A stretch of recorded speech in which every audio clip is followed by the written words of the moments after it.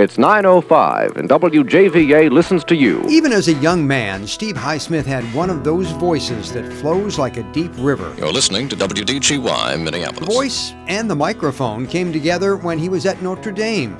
After college, he had a series of radio jobs in the Midwest. It's time for the news.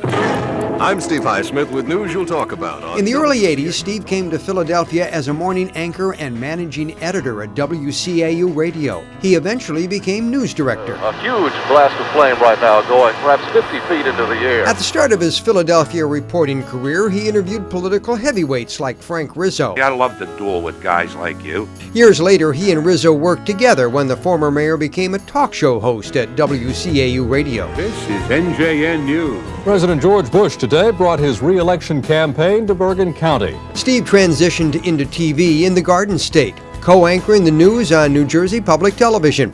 And it was a good fit. Inquirer News tonight. Tomorrow's news now. His TV feet wet, Steve eventually moved back across the river to Channel 17. Thanks for joining us this evening.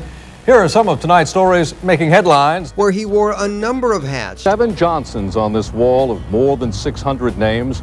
None of them named Lyndon. Doing news and community affairs shows. A few brews and a driver cruises down the highway in an alcohol fog. More dangerous than he thinks and soon more illegal than ever. He has a knack for making what many consider dry subjects interesting. Politically motivated, below the belter or not, the probe is the X factor in the war on November 4. Always authoritative, sometimes the diplomat, and sometimes the prankster. You know that Jamie says that he and your son used to try on your undergarments. You didn't know it, or... I am getting really mad now.